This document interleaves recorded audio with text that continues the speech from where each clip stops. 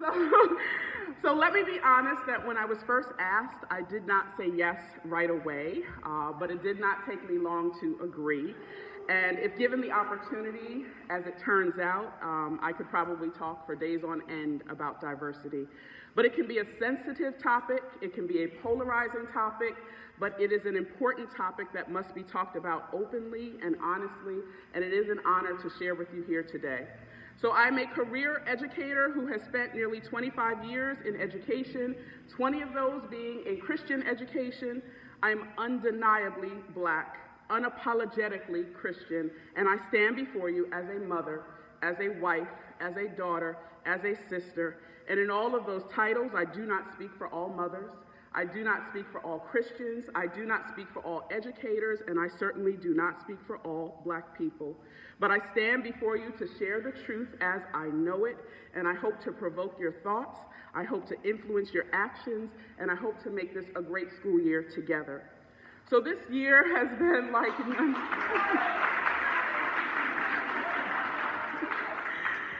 this school year has been like, this past year rather, has been like none other in our lifetime, not just from a COVID aspect, but we've also found ourselves, often through tragic events, in a place where as a nation, race has once again been pushed to the forefront.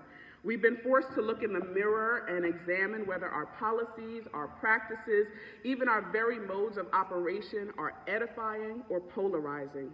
1 Corinthians 12, just as a body, though one, has many parts, but all its many parts form one body, so it is with Christ. For we were all baptized by one Spirit so as to form one body, whether Jews or Gentiles, slave or free, and we were all given the Spirit to drink. Even so, the body is not made up of one part, but many. Now, if the foot should say, because I'm not a hand, do I not belong to the body? It would not for that reason stop being a part of the body. And if the ear should say, because I am not an eye, I do not belong to the body. It would not for that reason stop being a part of the body.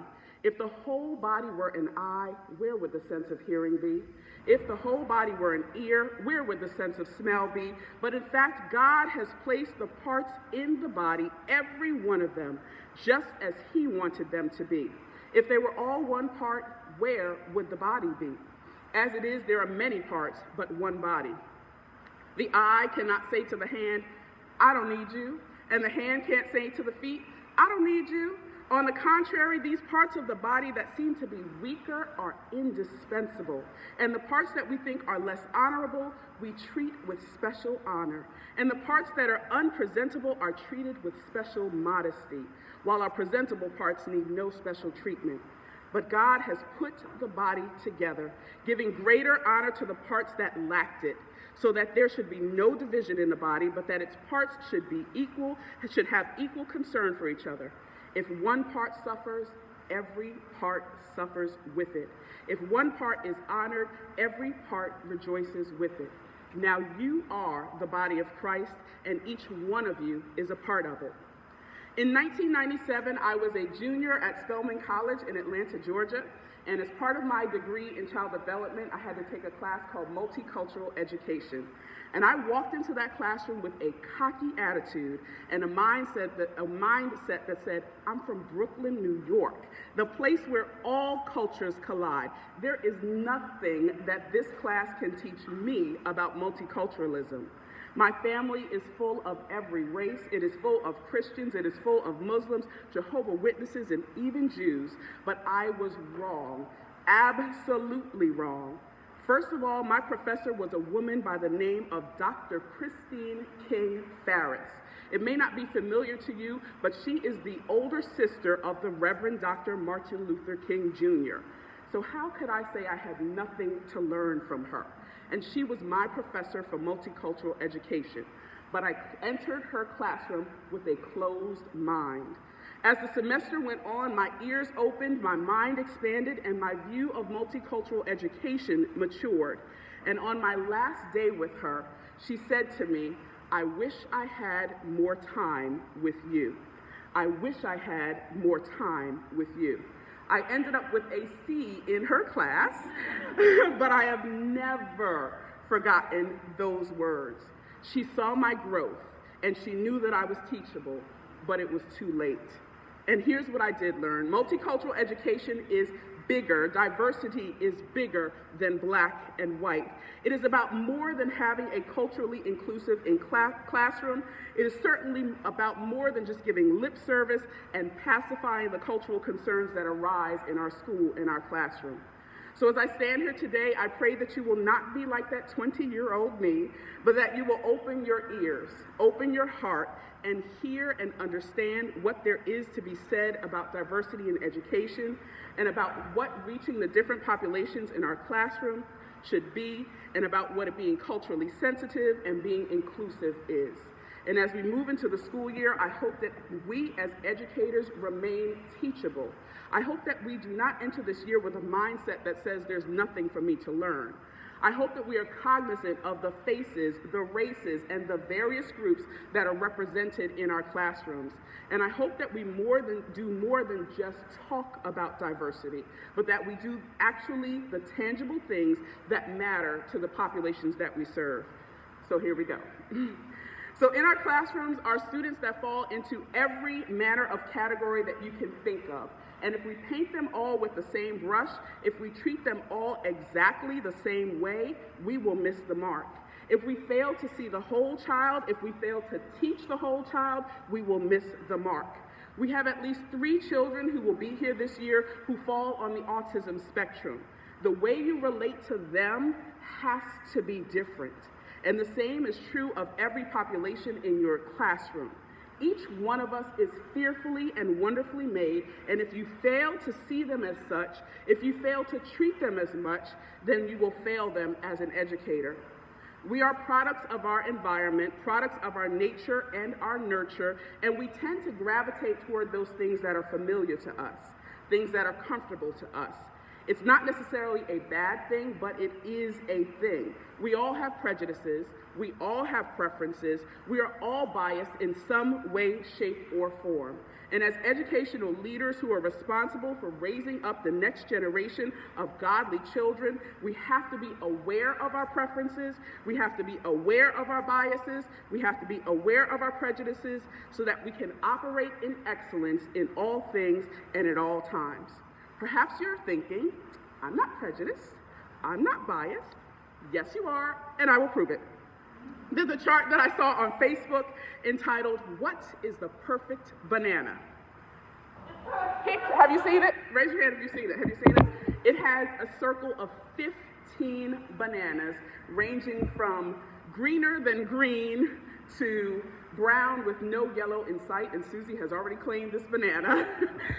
And the choices presented, as many choices as there were presented, would be the choices that you all would choose here. So if there were 15 choices, each of you would choose something different. There are some who say, don't give me a banana at all. But my child, Robert, goes through 40 to 50 bananas a week by way of a smoothie. And he can tell immediately if it was this banana or if it was this banana. This summer he was saying it was too spicy, right? He didn't want to drink it, it was too spicy. It was too green, and he didn't have the words to say, I don't know what's wrong with this, but this does not taste right. So we all have a preference. We are products of our environment, products of our nature and our nurture, and again, we go toward the things that are familiar. We go toward the things that have developed out of our experiences, and our preferences may even change as we get older. But as educators, we usually do our best to try to eliminate those biases in our classrooms because, let's be honest, we tend to call on the same children all the time. We call on the one who raises their hand first.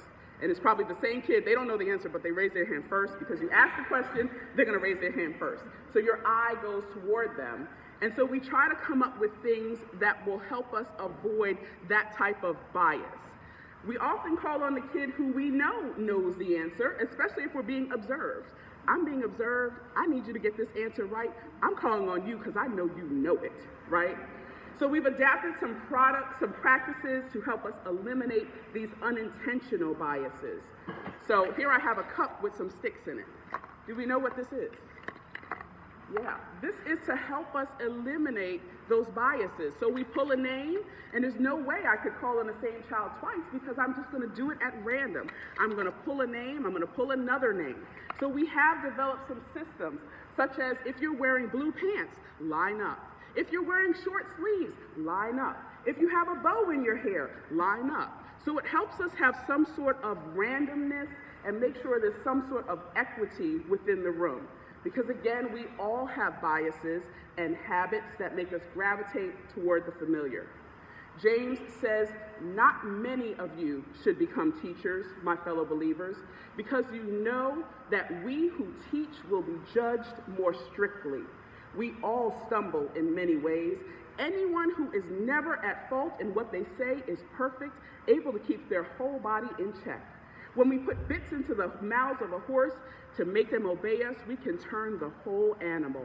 Or take ships, for example. Although they are so large and driven by strong winds, they are steered with a very small rudder wherever the pilot wants them to go. Likewise, the tongue is a small part of the body, but it makes great boasts. Consider what a great forest is set on fire by a small spark. The tongue also is a fire, a world of evil among the parts of the body. It corrupts the whole body, sets the whole course of one's life on fire, and it itself is set on fire by hell. One of the phrases that I've heard when it comes to diversity is, I don't see color. And I suppose it's meant to offer some comfort or some solace in the face of racial adversity. But to be perfectly honest, I'm not a fan of that phrase. You managed to walk out of the house with 2 shoes that are the same color this morning. You likely have on 2 socks that are the same color. You put on the eyeshadow that complements your eyes. You put on just the right shade of lipstick. You chose a color or 2 when you highlighted your hair. And when you drove here today, you stopped on a red light. You went on a green light, and prayerfully you slowed down on a yellow light. You stood in front of the construction paper and the copy paper and the cardstock to pick out just the right hue. You managed to acknowledge color at every part of your day. But when you got to me, you didn't see color. I bought a blouse a few months ago at the Talbot's outlet, and those of you who are new here, you will quickly learn I love to shop, and I loved any bargain. So I bought this beautiful pinky purple blouse, which was out of my comfort zone, but when I wore it, I got compliments. And thank you, Mrs. Bressler, you did it this morning again. Thank you. In fact, I got so many compliments that I went back and bought 2 more shirts in the exact same color. So I wore this shirt when I did chapel, I wore this shirt for picture day, and I'm wearing this shirt today because it makes me feel good. This color complements my skin tone. And I know the sentiment that people are trying to convey, and maybe we need a different phrase, but the truth is, I need you to see color. I've been here for 6 years now. Most of the time, I am comfortable. Most of the time. I enjoy the presence and the banter of my coworkers most of the time, but I have also been in the lounge and heard comments that gave me pause, comments that made me literally look at my skin and say to myself, do they not see me in the room? I have heard conversations cease as I've walked into the lounge. I have felt the shift and felt the tension in the air when I stepped in the room. And if we are not careful, if we are not conscious of the diversity that exists around us, we are liable to offend, to hurt, and to emotionally scar those around us, whether intentionally or unintentionally. So we have to operate in a manner that is conscious of our biases to ensure that we will not negatively affect the learning of our children and the educational experiences of our families and the work environment of our coworkers. I need you to see my color to understand why maybe there's a chip on my shoulder. I need you to see my color to understand maybe there's a reason why I act the way I act. Maybe there's a reason why I talk the way I talk. Maybe to understand the swagger in my walk. I need you to see my color so that you can see God's handiwork in me. Tell me that you don't consider my color, But don't tell me that you don't see my color. Ephesians said, for we are God's handiwork, created in Christ Jesus to do good works which God prepared in advance for us to do. It's almost an insult when you tell the artist that you don't see the color they've put on the canvas. It's almost an insult when you tell God that you don't see this perfect shade of brown that he colored the canvas that is me. I need you to see me and know that if you don't see my color, that you honestly don't see me. Cultural sensitivity extends beyond race, but race is perhaps the easiest to identify and name. When Robert was in preschool 3, he declared that he had a best friend, and his best friend was half Korean and half white. And the parents and I also became friends, and we would chit-chat from time to time. And the father was getting ready to retire from the military, and they were trying to decide, do they stay here or do they move? And so the father is from Kentucky, and he has aging parents in Kentucky, and his desire was to go back to Kentucky and help his parents age in place. Well, the mother is from a big city in Korea. She likes this area. There's so much to do.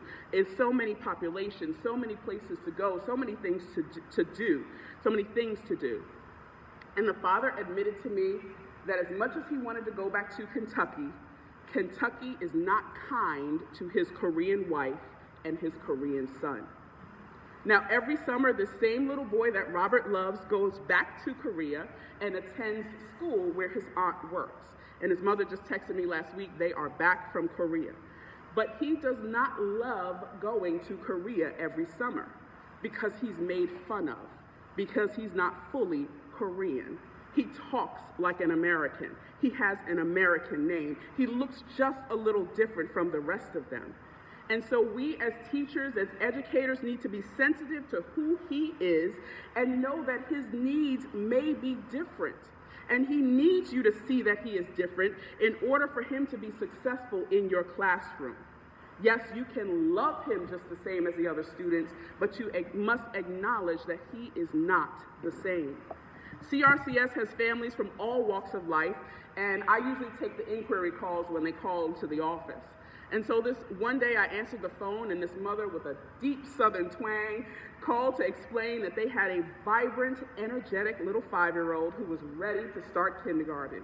And she said, "We are white and he is black. How will we be treated?" Those were her words. Before they wasted their time to apply to even visit our school, they wanted to know, how will we be received? And to put a cherry on top, he's autistic. So they are a white couple raising a black child with autism, and they know his journey is going to be different than any other child around him. They know that people will stop and stare and judge, and she and I have had candid conversations about that. And they also know that since the day they brought this little brown bundle of joy home, for they were there when he was born, and they took him home from the hospital, she has family members on her side who have never spoken another word to her because she brought home this little, beautiful brown baby. Last year, we had a 5th grader who was a wonderful little girl from Korea who had literally spent 3 weeks in the U.S. before everything shut down. And so she spent the rest of the 2 years ago school year at home, and then she began with us in the fall. As spring came around, all of our classes were preparing for school, for field day, and you'll learn that you get to pick a country or a nation to study about. And so her class picked their country, and this sweet little girl told her teacher, "I'm so glad that you did not pick Japan. I really don't like Japan." So everything she had learned, everything she had been taught, did not paint Japan in a positive light. And 6th grade has always chosen Japan. So if she were returning this year, which she is not, unfortunately, they're heading back to Korea, but if she were returning, what kind of anxiety would this produce in her as we led up to field day? What would it feel like for this child who has not learned Japan in a positive light to be forced to learn about Japan, to be forced to pretend to like Japan? Would we say, "Suck it up, buttercup, we're doing Japan," and ignore the past 11 years of what she has known? Or is this the year to be cognizant and sensitive to the diversity in the classroom and choose something different? There is an education that needs to happen there, but maybe it's not the child who needs the education. It is possible for two people to learn very different things about the same place and both of them be true. Our nature and our nurture affect how we see the world and how we operate in it. When we talk about diversity, when we talk about multicultural education, we must take into account our students' very real feelings and their very real experiences. And if we fail to do that, then we fail them as educators. That student is the sum total of her nature and her nurture, and we cannot invalidate her feelings about Japan because our experience may have been different. Likewise, we must be careful not to invalidate someone else's experience in America because your American experience is different. It is disrespectful to be dismissive. Oh, that's so silly. Well, I've never seen that. I've never had someone do that to me. We invalidate things because it's not our experience. We convince ourselves and try to convince others that it does not exist or it's an isolated incident. But diversity is more than race. Diversity is more than nationality, and a little empathy goes a long way to ensuring that diversity is done right. When we talk about diversity, it can also be about how you pronounce someone's name. Being intentional about pronunciations conveys respect or a lack thereof. I am overly sensitive about names. I am overly sensitive about my name. My name is Siriboa, and Miss A has permission to pronounce it the correct way because she knows how to say it and I don't. But growing up, my name was taught to me that it was Siriboa, and I get all kinds of pronunciations and versions of that. And particularly in this day and age when everyone around me can look at their phone and say, "Hey, Siri," it bothers me that some people cannot pronounce my name, Siri Boa. And so they may say to me, "Can I call you?" And we need to be careful with our students when they tell us our name and we change it. Or we make a comment like, "Oh, that's different." So in general, we don't mention kids' names when we're telling stories, but I'm gonna break the rule. We have a student whose mother is a show-enough Southerner, and she calls her daughter by the first and middle name. So the student is Ella Barlow Richardson, and she will be here with us in second grade this year. Her mother calls her Ella Barlow, and Mrs. Richardson would like us to call her Ella Barlow. So if she says her name is Ella Barlow, then we're gonna call her Ella Barlow. And if she chooses to have us call her something different, then we will adjust and call her something different. But respecting diversity means refraining from phrases like, "That's a little difficult. Can I call you such and such instead?" When we have students whose names are unfamiliar or difficult to pronounce, we need to listen to the way their parents pronounce their name. We need to request without embarrassment that they repeat it until we are able to mimic what they are saying. Okaregane likes to be called RK, so we call her RK. Charles's mother requested that we call him Charlie. Joseph's mother requested that we call him Joey. Louil's name means prince, and it took me some practice to get it right. His father stood in front of me, and I continued to ask him until I could say Louil. And if I change his name, I change the meaning of his name, and that does not honor him. Everyone has the right not to be called out of their name, and we can honor the diversity around us by resisting the urge to make someone's name easier for our tongue to grasp. So as we look at diversity, I encourage you to resist the urge. I take calls from prospective parents, and they want to know, what will my child be taught? Some want to be sure that we won't teach the kids something they don't agree with. Someone wants to know if their beliefs are different, will we force our beliefs on them? Someone wants to know how much of the Bible are we teaching? I mean, is it one class a day? And I say it's in everything that we do. We are a Christian school. And so the latest question that we have been asked, which actually came last week to a visiting family, was about critical race theory.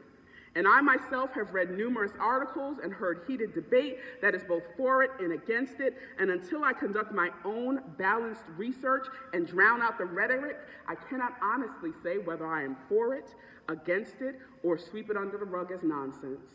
But I do know that it's not a new concept. The phrase in philosophy is more than 40 years old, and critical race theory is not a synonym for culturally relevant teaching. With all that I do not know about it, I'll tell you one thing I do know for sure. A half-truth is a whole lie.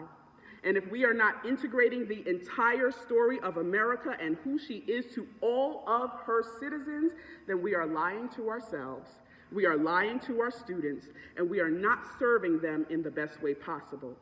The Bible mandates us to speak the truth in love, and sometimes that truth is ugly. Black history is American history. Native American history is American history. And if we are only studying about Black authors and Black figures and Black historical events during the month of February, then the message we're sending is that Black history is separate and apart from American history. If the only mention of Native Americans is around their relationship to the Pilgrims at Thanksgiving, then we're sending the message that their story is a footnote to American history.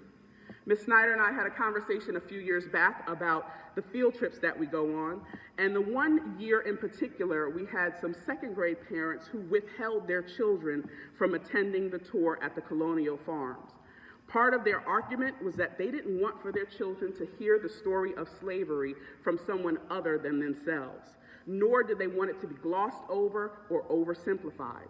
And I can appreciate that.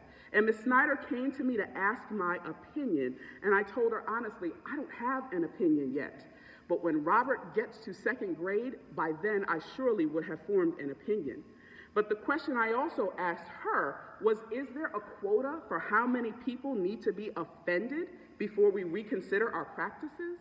And I venture to say that if we offend even one, then we need to re-examine and look at things from a different perspective. What would it look like if all of America were integrated into our curriculum the way that Bible is seamlessly a part of our curriculum? What would it look like if we visited the Frederick Douglass House, which is 20 minutes from here, because he was an integral part of Washington, D.C. politics? What if when we talk about inventions and Thomas Edison, that we also talk about Lewis Latimer, who developed the filament inside to make it glow? What if when we talked about farming and how God provides for the land, that we talk about George Washington Carver and the more than 300 products that he made from peanuts and soybeans? When we're teaching about World War II, that we teach about the Tuskegee Airmen. Black history should be treated like American history because it is. Multicultural education and diversity in education means including and incorporating all of the stories that are stitched together to make the fabric of our nation. And again, diversity is not just about color. When the lunch slips are collected each day, they end up on my desk. And a few years ago, I noticed that a teacher who had never ordered lunch before was suddenly ordering lunch, and she ordered it every day for a week. And so when she came into the office, I said, "Oh, you're tired of cooking this week?" And she said, "Actually, it's not for me." She said, "It's for one of my students who hasn't had lunch all week." And I'm like, all week? This child has not had lunch all week? And then it was relayed to me that the student came to school each day with a single piece of chicken in her lunchbox. So when it was snack time, she's in first grade, she ate the only thing in her lunchbox. So when lunchtime rolled around, she had nothing to eat. So does that mean her parents were neglectful or irresponsible, or was there more to the story? As it turns out, the child's father had lost his job. The family was holding it together on just the mother's paycheck, and they had some hard decisions to make. One of those decisions was to keep her enrolled at Calvary for as long as possible, but that meant they could not afford the extras like a morning snack. So she had no snack, no beverage, and a single piece of chicken because that's all her parents had to give. And so her teacher, being attentive and sensitive to the needs within the classroom, provided those meals for her at lunchtime while preserving the little girl's dignity. Diversity also looks like the economic disparities that come into our classroom. When it's lunchtime, Ms. Snyder has instructed us that if a child wants to eat their snacks and cookies first, we let them. I grew up in a house where you don't touch your dessert until your food is gone. And so I still struggle with that. But we've made comments and said, well, that's not healthy. You should eat your other food first. Or tell mom to send you a better snack. And the question must be begged, are we sensitive to the diversity in economic situations in our classrooms? Do we know that there are children who having a healthier option means putting more money out of the family budget that is just not there? Grapes cost more than a pack of cookies. A pack of cookies lasts a lot longer than a bunch of grapes. So it's not necessarily that they don't want to give them something healthier, but they have hard choices to make. The phrase has often been said, we're all in the same boat. But the truth is, we are not all in the same boat. We're in the same waters, but we're not all in the same boat. The reality is some of the families in our school are in yachts. Some are in party boats. Some are in dinghies, and some are treading water trying not to sink. And we can't sit up in our boat and look out and judge them. We have students here that have nannies, au pairs, private tutors who do their homework. We also have families who call every month to have their tuition pushed back another week. Parents who suddenly withdraw because they've exhausted all of their funds and they sent their child here on a wing and a prayer. We serve families who are headed by single parents, families who are co-parenting, families where the parents are older and we say, is that your grandma? Families where the parents are so young that when it comes to tuition, their parents are writing the tuition check. Military families, civilian families. If it exists, it is here in our school. And we must learn to see them for their uniqueness and find a way to serve them with dignity.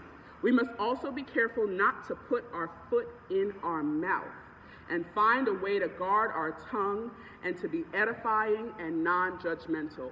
My grandmother used to have a sign next to the telephone and it said, be sure brain is engaged before putting mouth into gear. Be sure brain is engaged before putting mouth into gear. Over the past year or so, the phrase cancel culture has been used more and more. And it's the idea of withdrawing support for ideas and institutions that are offensive. So last year, the Washington Redskins became the Washington football team as a result of cancel culture. Recently, the Cleveland Indians became the Guardians, and some schools have also changed their names. Some are angry about cancel culture and can't understand why things just can't stay the way they've always been. And the truth is that some things need to be canceled because they never should have been established in the first place. Why? Because they're offensive. And just because you are not offended, it does not mean it is not offensive. Aubrey de Graaf says, don't cling to a mistake just because you spent a lot of time making that mistake. America as a nation has made a lot of mistakes. Many of the names and practices and monuments and institutions that exist today were mistakes. They do not promote inclusion. They are not edifying. They do not contribute to the greater good. They exist because entire groups of people were unrepresented or underrepresented. It's not that they didn't have a voice, it's that they were not invited to the table to give a voice. They were wrong from their very inception, and a necessary correction is overdue. My family and I celebrate the African American holiday known as Kwanzaa, and I've celebrated from, I can't even remember the first time I ever celebrated, but one of those 7 principles of Kwanzaa is called Kujichagulia, and it means self-determination. And the saying that goes along with it is to define ourselves, name ourselves, and speak for ourselves instead of being defined, named, and spoken for by others. And if we have those who cannot speak for themselves, we as Christians must speak up for them. You don't have to be me to see me. You don't have to be marginalized in order to act on behalf of marginalized people. And if Black people and Asian people and Hispanic people in America are the only people talking about race, then we will continue to fail and miss the mark as a country. If the economically disadvantaged are the only people fighting for economic equality, then we will continue to miss the mark. Every group needs an ally. Whether it's in the classroom and we have a student who is being bullied or harassed or picked on, they need an ally who can hear them or who can speak up on their behalf, or who can stand next to them to bolster them up while they find their own voice. Diversity means exhibiting empathy and being an ally. So the truth be told that on Thursday, when we open our doors, the families will walk through and they will judge you. Their own biases, their own prejudices, their own life experience, their own nature, their own nurture will rise up and they will judge you. They want to know how you will treat their child in the classroom. Will you find value in them? Will you let them know that they are loved? Will you advocate on their behalf? Will you treat them fairly? You will be judged. And when you are asked about diversity in your classroom, how will you answer? What are some of the things that we can do to make sure that diversity is not just a buzzword, to make sure that it is not just a marketing tool, to make sure that we reflect a respect for God's handiwork and God's love, and that we leave the judgment to God? Diversity means that we need to consider the faces in the room and consider the individuals as we make decisions for the whole. We need to be empathetic. You do not have to be me to see me. We must ensure that everyone has a voice and a choice, and we are ever mindful of our words. We need to be conscious and cognizant at all times. Guard our tongues and guard our speech. Make sure when the children look around your room, they see themselves reflected in the posters, in the graphics. Just as we ensure that there are books in every classroom on various reading levels, we need to make sure that we have a variety of protagonists as well. Make sure that when they pull a book from the bookshelf, that they have options that include material that looks like them, that they don't have to search far and wide on your shelf for a main character who reflects who they are. You may need to have a book or two where the character is autistic. You may need to have a book or two where the main character is being raised by a grandparent. You may need to have a book like Hair Love where the family is dealing with cancer. A box of books arrived last week from Scholastic, and when Ms. Snyder opened it, she was reading off the titles. And she read one book that said, Bilal Cook's Doll. Immediately, I stopped what I was doing, and I called out, I have an Uncle Bilal, and I have a cousin too. And my excitement was overflowing. If a 45-year-old woman can get excited about a Step 2 reader from Scholastic because it reflects my reality, imagine what that would do for our students. Books featuring animals are okay, but books featuring people who look like them and reflect their stories are even better. Diversity has to be more than a talking point. It has to be a walking point. We actually have to do it. Psalm 139, you have searched me, Lord. You know me. You know when I sit and when I rise. You perceive my thoughts from afar. You discern my going out and my lying down. You are familiar with all my ways. Before a word on my tongue is said, Lord, you know it completely. You hem me in behind, and before you lay your hand upon me, such knowledge is too wonderful for me, too lofty for me to attain. Where can I go from your spirit? Where can I flee from your presence? If I go up to the heavens, you are there. If I make my bed in the depths, you are there. If I rise on the wings of the dawn, if I settle on the far side of the sea, even there your hand will guide me. If I say, surely the darkness will hide me, and the light becomes night around me, even the darkness will not be dark to you, and the night will shine like the day, for darkness is light to you. For you created my innermost being. You knit me together in my mother's womb. I will praise you because I am fearfully and wonderfully made, and your works, all of your works, are wonderful, and I know that full well. My frame was not hidden from you when I was made in the secret place, when I was woven together in the depths of the earth. Your eyes saw my unformed body. All the days ordained for me are written in your book before one of them came to be. How precious are your thoughts, God? How vast the sum of them. If I were to count them, they would outnumber the grains of sand. When I awake, I am still with you. If only, God, you would slay the wicked. Away from me, you who are bloodthirsty. They speak of you with evil intent. Your adversaries misuse your name. Do I not hate those who hate you, Lord, and abhor those who are in rebellion against you? I have nothing but hatred for them, and I count them as my enemies. Search me, God, and know my heart. Test me and know my anxious thoughts. See if there is any offensive way in me, and lead me in the everlasting way. So I pray that as we move into the school year that we will be conscious of the diverse populations that we serve. I pray that you will be open to new experiences. I pray that we will allow God to use us as his instruments in everything that we say and everything that we do. Amen? Amen. Amen.